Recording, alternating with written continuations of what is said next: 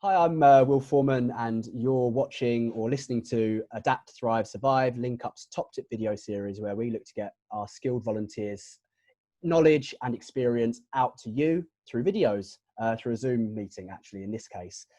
I am with Aggie from White Bee Digital, who will be looking at how charities can keep presence in their communities with minimal time and effort in times when actually we're feeling quite detached from everyone. So over to you, Aggie.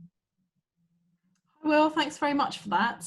So my one piece of advice, and probably the key thing, is less is more. So don't feel you need to be everywhere all the time. I'd say it's very important to understand who you're trying to reach. Who are you trying to communicate with? Is it the members of the community that your charity serves? Or is it the people that maybe support your charity financially, that come to your fundraisers? It's very important to understand exactly who your communications are for. So, on the theme of less is more, it might be useful to give a little bit of an idea generally about who you will find on which social media platform. It might help charities that feel the pressure to be on all of them all the time to maybe narrow down their efforts and maybe focus on one, at the most two of these, but I think one should probably be enough during these times. So as an overall, I'd say Facebook is mainly sort of an older audience. So this is the biggest social media platform on the planet. And I'd say it's most engaging for people with personal connections. So Facebook groups are really good. Instagram is actually owned by Facebook, and the people on here are a lot younger. I'd say the majority sort of early 20s to mid 30s. Slightly more women than men on there as well. LinkedIn has a reputation for being quite a business orientated platform.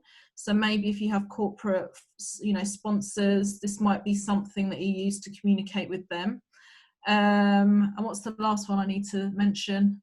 Instagram, perhaps? Twitter. So this is very good if you have a reaction to some news in the press. It's very fast paced.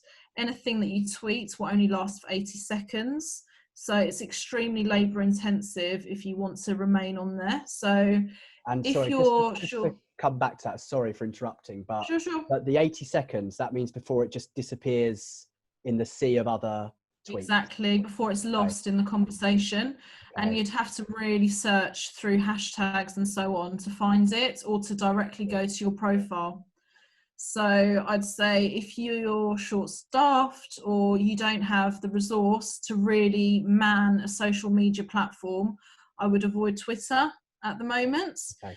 If you have an event you're running and you want to live tweet during the event, keep people updated, then that's probably fine. Mm-hmm. But if you're updating, say, weekly, people that you're working with, then Twitter really is not the best place for you to be on at the moment. Okay. I guess touching again on this less is more. If you're picking one social media platform, you don't need to be posting every day. You really can just post meaningful communications, especially at the moment. It's kind of taking something and doing it well, right? That's kind of where it comes from. But I think in this current situation where there's maybe a stretch on your resources, maybe people that would usually be able to volunteer for you are unable to do so, so you don't have as much sort of headcounts to help support your organisation, then I think keeping it simple. Mm-hmm. And if you're consistent with your communication, so people know that you will only communicate when there's a change for their services, then they're more likely to just look out for that, and they'll know to expect that communication. And I think that's a really, really effective way that you can communicate with people that you serve in your community.